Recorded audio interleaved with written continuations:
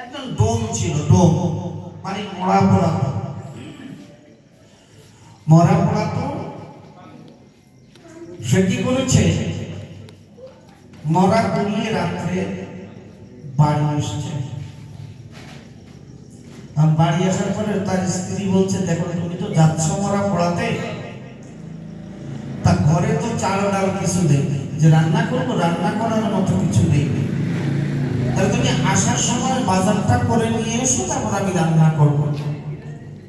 কিন্তু তার কাজের এতটা ব্যস্ততা, সে কিন্তু ওই মরা পড়াতে পড়াতে 3টে বেজে গেছে, আর বাজার বাইরে দোকান তো নাই। যখনই বাড়ি এলেন বলছে, ওই বাজার দাও, বাজার রান্না করবো তো।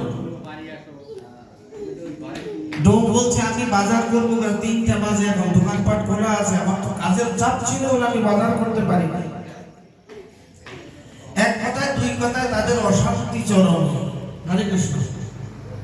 কিন্তু ওই যে পরের দিন 3টা বেজে গেছে, তো পরের দিনেই কিন্তু একাদশী।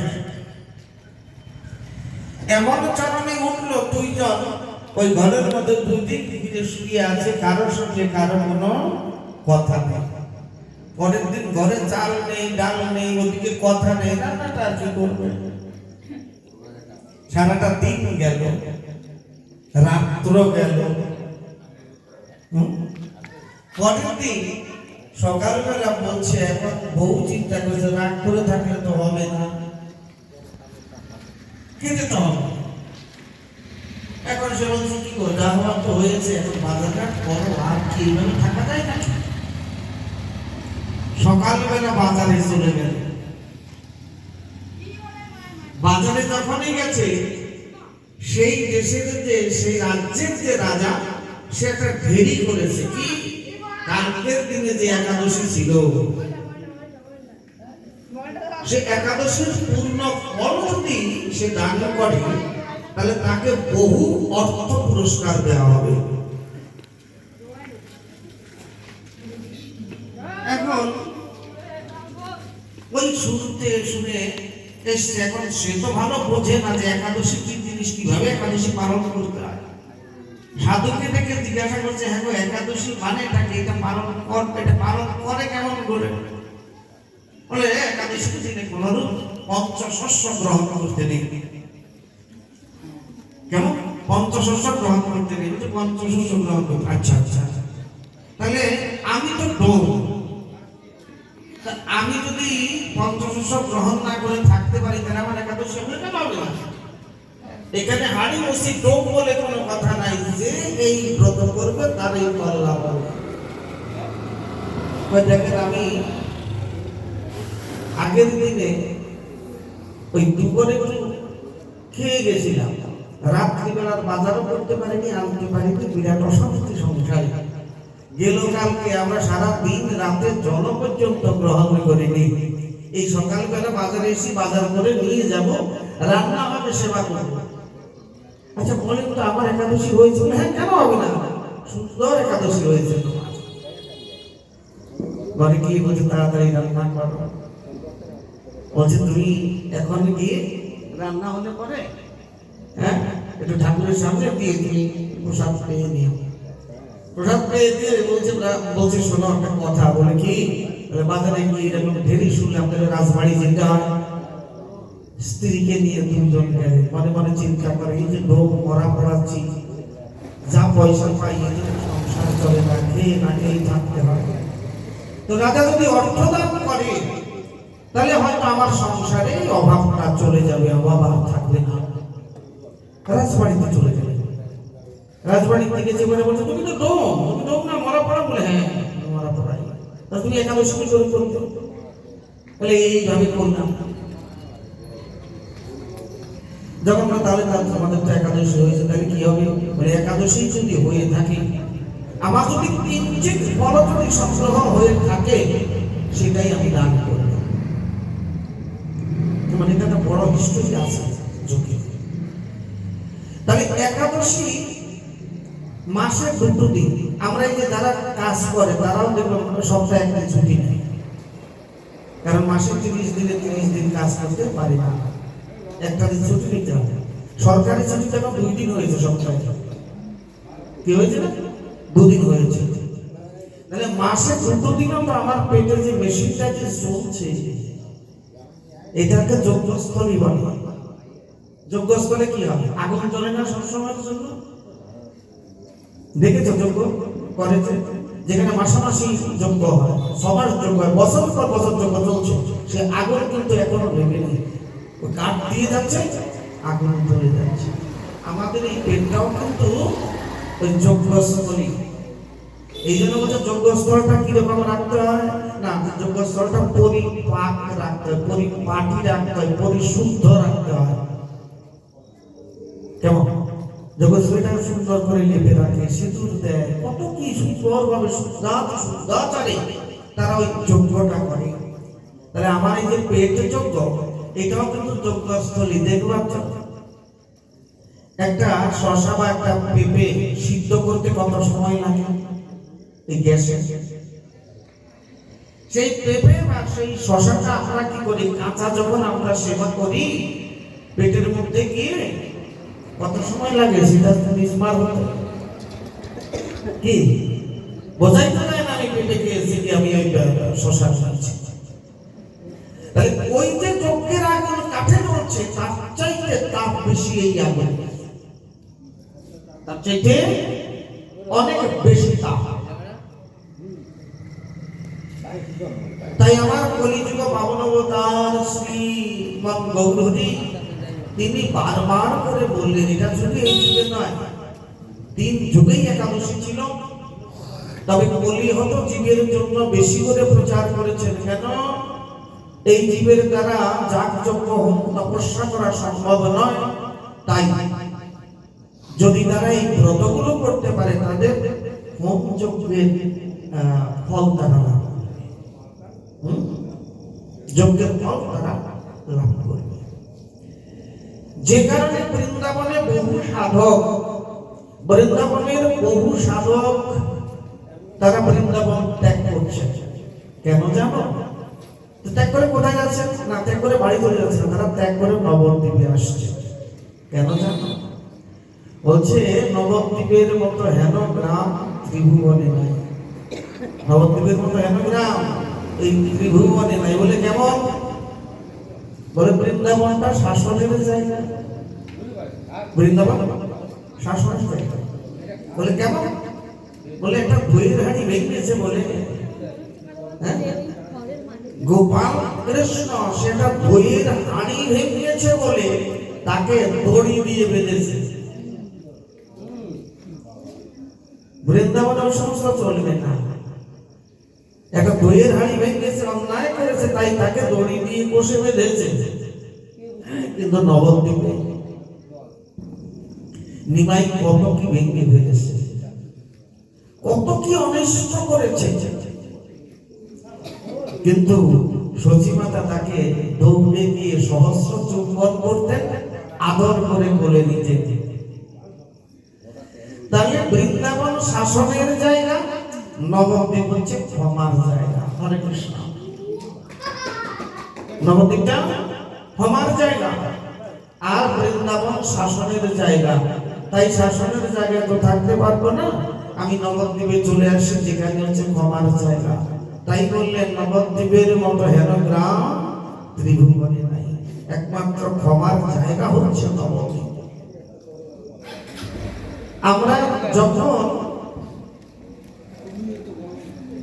কোন শাস্ত্রীয় বিধি বিধান মতো ভজনে যাই, তখন কিন্তু এই কলিযুগের একটা গ্রন্থ আছে, গীতা ভাগবত তো আছেই, তার সঙ্গে আরেকখানা রসগ্রন্থ বের করেছিলেন যার নাম হচ্ছে চৈতন্য চরিতামৃত। তার নাম হচ্ছে চৈতন্য চরিতামৃত।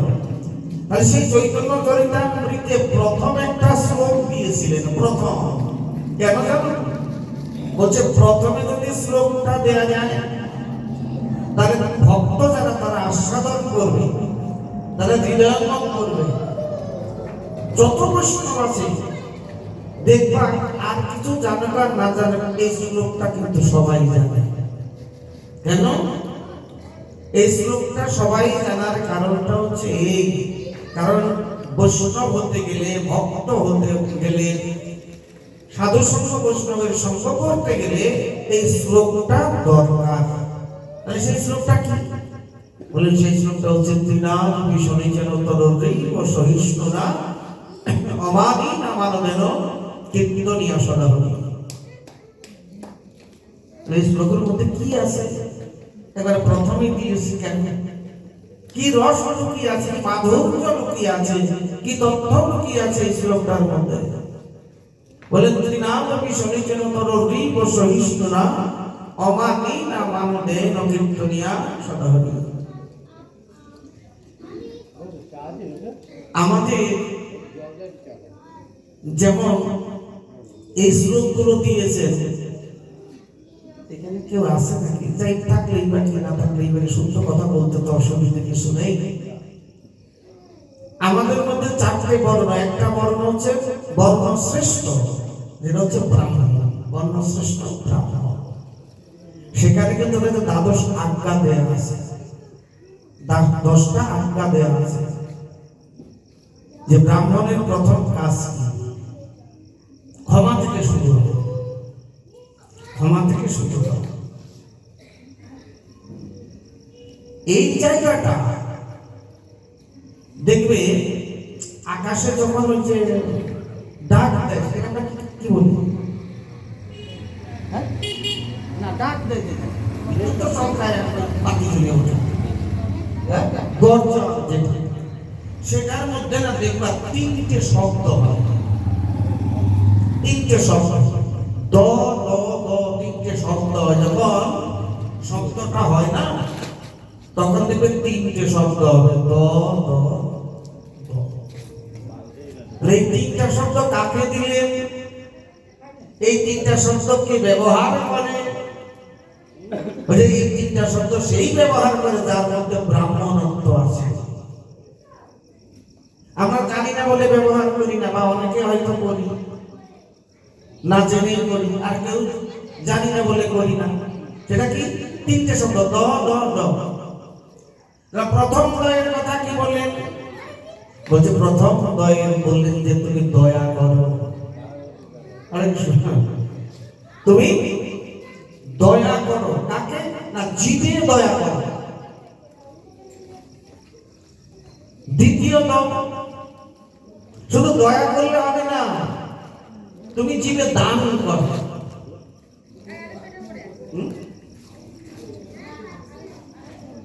কি হলে?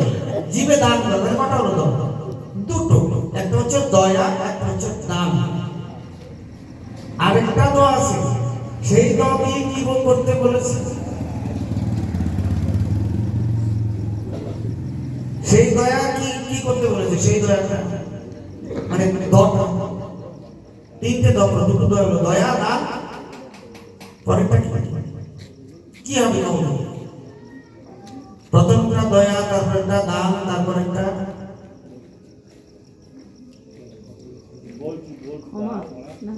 না, ওটা দ হবে। দক্ষিণার মতে বলছে পরেরটা হচ্ছে দীক্ষা। হরে কৃষ্ণ।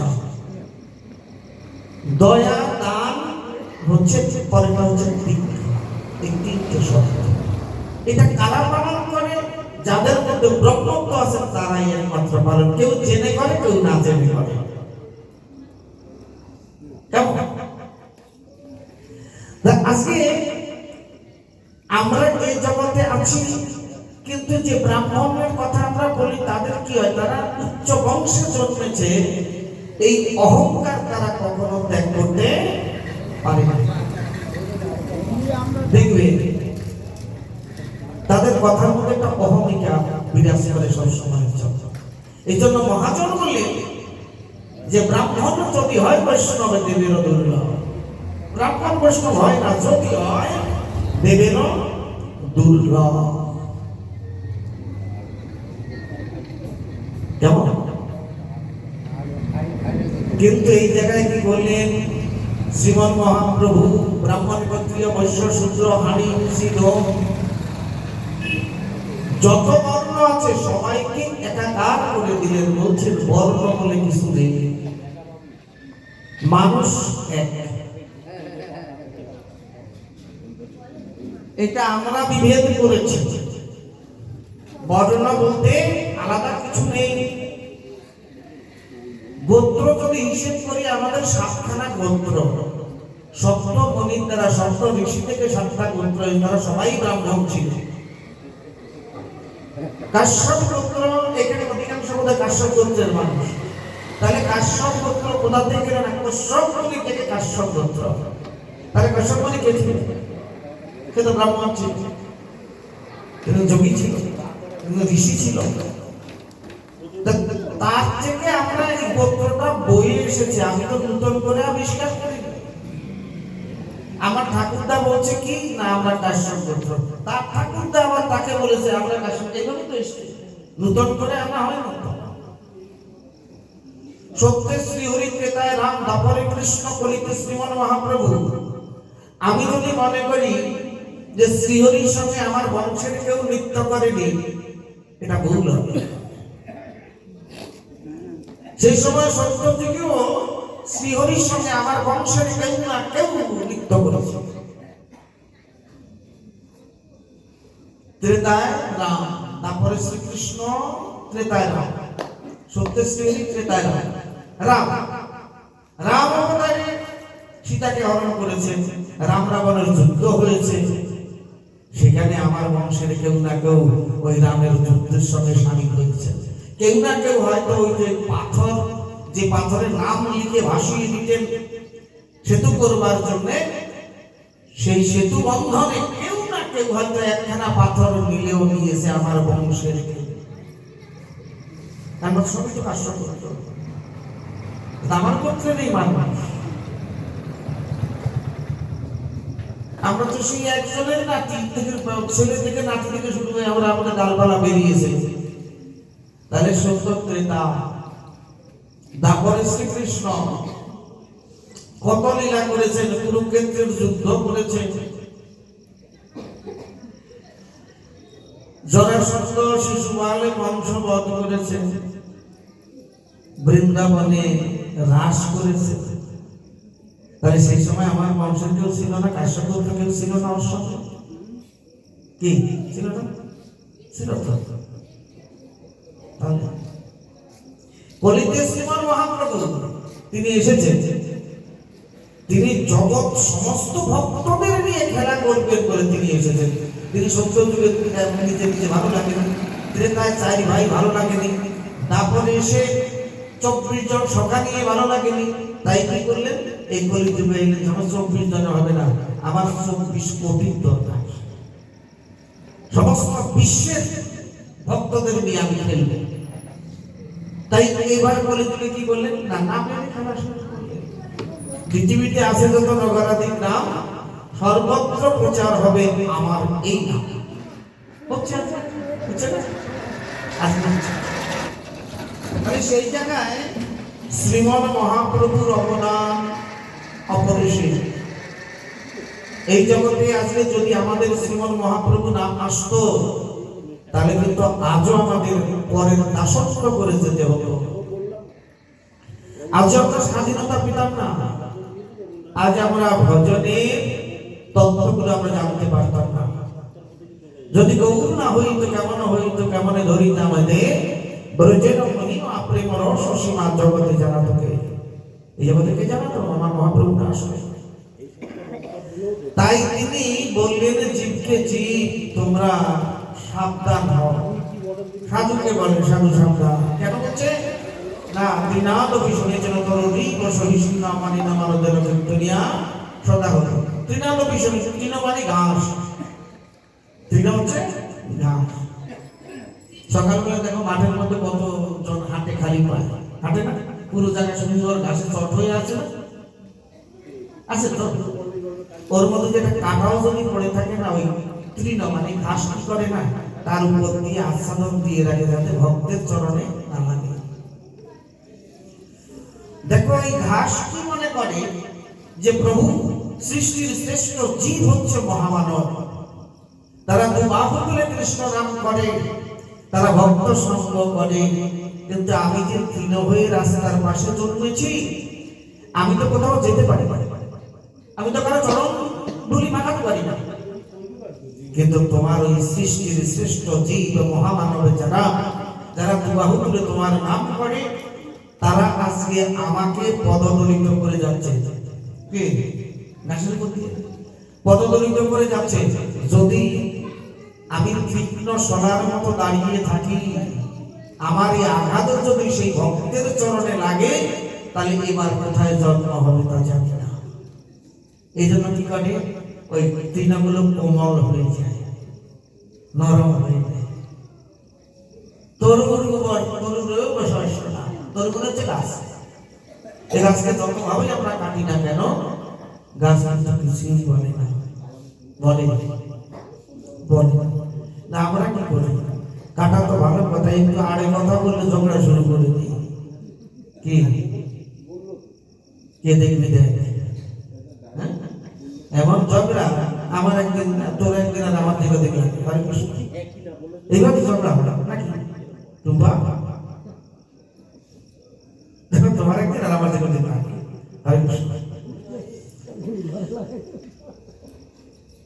তাই আমরা তাহলে তৃণমানি হচ্ছে গাছ, তৃণমানি ঘাস, তোর মানে গাছ।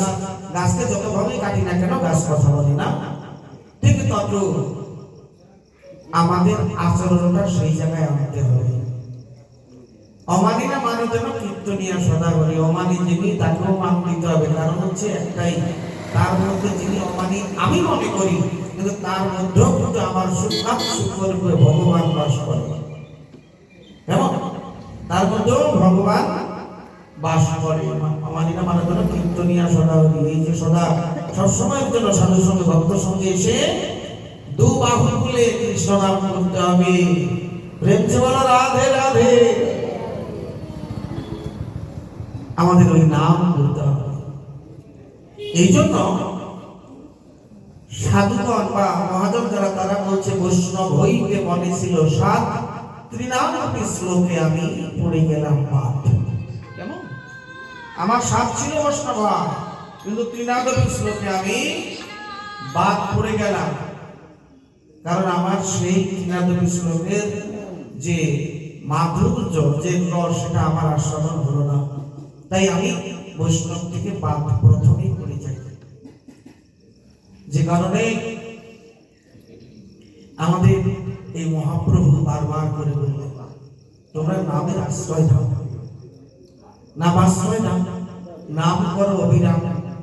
যদি নাম আশ্রয়ে থাকা যায়, জীবের সমস্ত কলুষ, মান, অভিমান, হিংসা, নিন্দা, দেশ, অহংকার, এগুলো এমনিতেই দূরে চলে যাবে। আমরা করি না বললে আমাদের মধ্যে কিন্তু এই বিক্রিয়া, ক্রিয়া নয় বিক্রিয়া কাজ করে।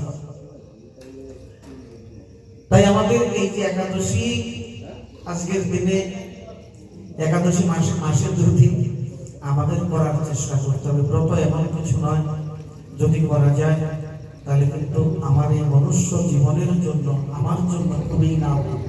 কেমন? যে বললাম, ভজন করতে যাই, ভজন আমি করি, আবার মানুষ হয়ে পৃথিবীতে আসবো, এমন কোন কর্ম আমি করিনি বলে হয়তো আসবো ঠিকই, তবে মানুষ হয়ে আসবো। মানুষ হয়ে এসে এমন সুন্দর সঙ্গ আমি পাবো না, এমন সৎসঙ্গ আমি পাবো না। কিন্তু সৎসঙ্গ, সাধুসঙ্গ পেতে গেলে আমার সবসময়ের জন্য সে আচরণের মধ্যে থাকতে হবে, নিষ্ঠা নিয়ে থাকতে হবে, নিজেকে খুব সুন্দর জায়গায় রেখে চলতে হবে। যদি রাখা যায়, চলা যায়, তাহলে হয়তো মানুষ হয়ে আসবো, তা না হলে মানুষ হয়ে আমরা আসবো না। আগামী দিন আমাদের তো দ্বাদশী পালন তথা ভগবানের সেবা, আমরা যারা আছি এখানকার প্রতিগ্রহ থেকে আমরা মধ্যাহ্নের অভিনয় সেবার পরে যদি ভাগ্যে থাকে তবে একটু প্রসাদ পাবো, তা না হলে তো পাবো না, তাই না? হরে কৃষ্ণ। তবে এই যে সেবা কাজ, এই সেবা কাজটা কারো ব্যক্তিগত কাজ নয়, এই জিনিসটা মাথায় রাখবে। সেবা সবার, সেবাটা হচ্ছে সবাই সেবা।